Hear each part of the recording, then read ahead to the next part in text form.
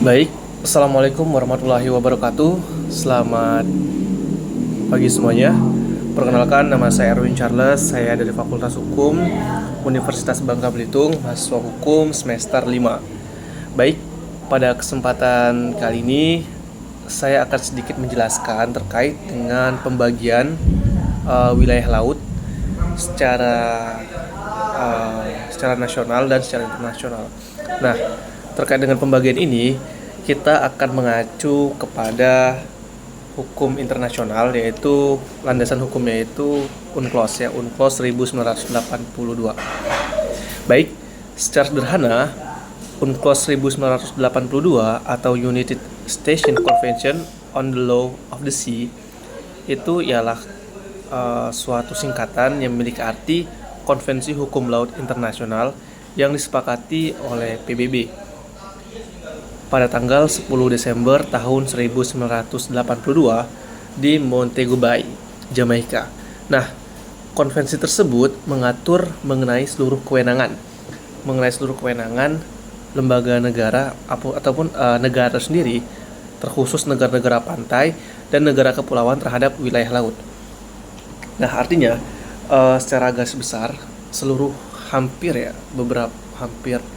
banyaknya peraturan hukum internasional itu berkaitan dengan laut atau hukum laut internasional HLI itu akan mengacu kepada suatu aturan atau dasar yang bernama UNCLOS 1982, yang mana UNCLOS itu sendiri sudah disetujui oleh banyak negara di dunia terkait dengan kesepakatan mereka terhadap isi perjanjian daripada UNCLOS itu sendiri. Nah, kemudian bagaimana dari UNCLOS tersebut menjabarkan pembagian beberapa wilayah, penjabaran dari beberapa wilayah, teman-teman, seperti itu. Nah, secara garis besar di sini UNCLOS 1982 itu juga mengklasifikasikan bahwa terjadi beberapa rentetan dan pembagian klasifikasi terhadap wilayah laut di secara umum. Nah, kita berbicara soal yang pertama, itu kita mengenal Z atau zona ekonomi eksklusif. Apa itu Z? Z ialah salah satu ketentuan dalam konvensi hukum laut yang amat penting bagi Indonesia. Artinya, Z ini merupakan salah satu hal pokok dengan pengaturan wilayah sekian-sekian dari garis pantai, diukur berapa kepanjangan dari hal-hal tersebut. Nah, hal ini juga diatur. Yang bahkan secara hukum internasional itu ketentuannya sama, sehingga setiap negara mematuhi setiap kesepakatan yang telah terjadi dalam UNCLOS tersebut, yaitu Z, zona ekonomi eksklusif. Nah, kemudian Z itu diukur dari mananya? Z diukur dari garis lebar 200 mil ke arah laut terbuka, teman-teman semua. Nah, adanya zona ekonomi eksklusif juga membuat ke Indonesia, jika kita berbicara Indonesia, adanya Z juga membuat Indonesia memiliki kewenangan pertama untuk mengolah dan memanfaatkan sumber daya lautnya. Jadi sumber daya alam yang berada di radius 200 mil lebarnya dari menuju ke arah laut terbuka itu masih bisa untuk dikelola oleh negara Indonesia secara menyeluruh, ya, bukan seperti itu. Sehingga itu sudah menjadi hak dan kewenangan dari negara Indonesia, contohnya seperti itu. Sehingga tidak akan ada lagi yang namanya intervensi dari negara asing seperti itu, teman-teman.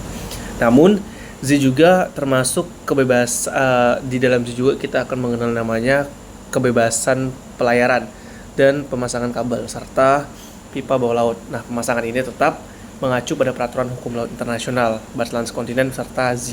Jadi dalam hal-hal apapun itu terkait dengan yang berada di wilayah Z itu akan mengacu terhadap peraturan hukum internasional, sehingga harus ada diketahui oleh Indonesia, contohnya seperti itu. Nah, kemudian untuk pembagian batas yang selanjutnya yaitu zona laut teritorial. Nah, teman-teman, mungkin teman-teman sudah sangat familiar dengan kata-kata Z.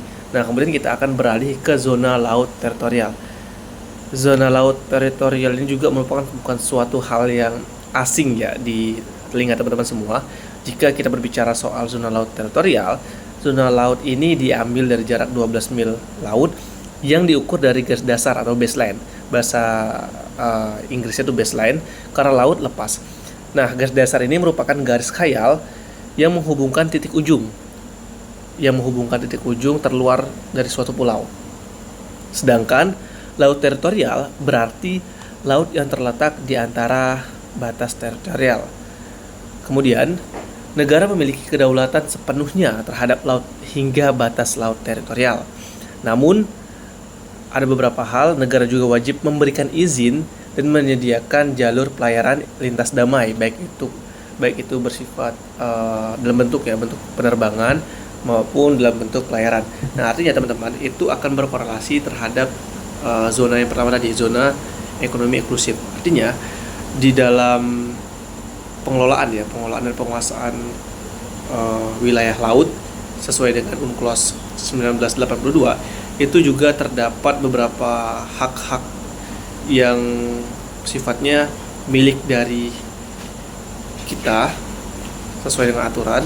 Kemudian juga ada hak-hak bangsa lain dalam perjanjian internasional. Sederhananya seperti itu teman-teman semua.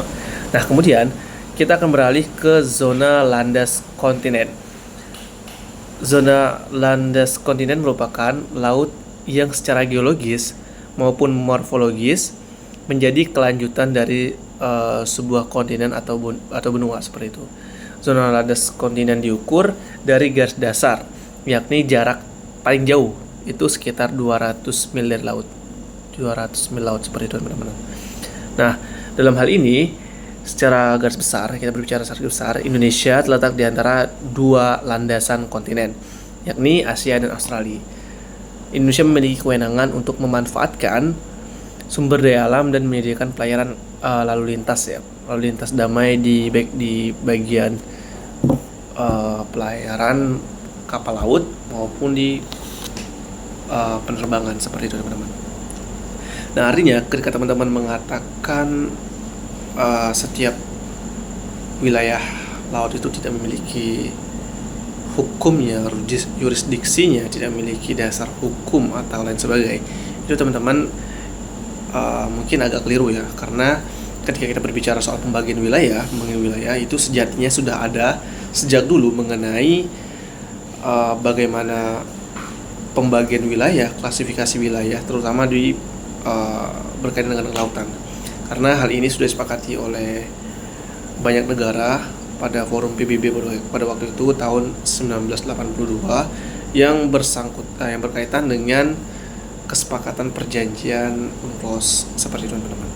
Jadi untuk pembagian tadi saya ulangi, di situ ada Z teman-teman, ada landas kontinen, ada juga ada Z landas kontinen, juga ada zona laut teritorial. Secara garis besar ada 3 teman-teman. Nah teman-teman di sini bisa mempelajari, bisa juga lebih mendalami terkait dengan materi pembagian wilayah. Karena di sini yang akan kita pelajari nantinya itu berkaitan dengan dasar hukum, pembagian dan penjelasan. Nah, penjabaran selanjutnya akan saya jelaskan kepada teman semua di pertemuan selanjutnya. Nah, bagaimana teman-teman? Secara singkat seperti itu penjelasan mengenai pembagian hukum laut, pembagian laut berdasarkan hukum laut internasional, yang mana pada pembahasan kita kali ini saya mengacu terhadap UNCLOS 1982 sebagai acuan saya dalam menjelaskan dan memaparkan materi kita pada pagi hari ini. Sekian dari saya teman-teman. Jika terdapat kekurangan atau kesalahan, saya mohon maaf, kepada Allah saya mohon ampun. Sekian dari saya, terima kasih. Wassalamualaikum warahmatullahi wabarakatuh. Saya Run Charles, mahasiswa Fakultas Hukum Universitas Bangka Belitung semester 5, mata kuliah Hukum Maritim, pamit undur diri. Terima kasih.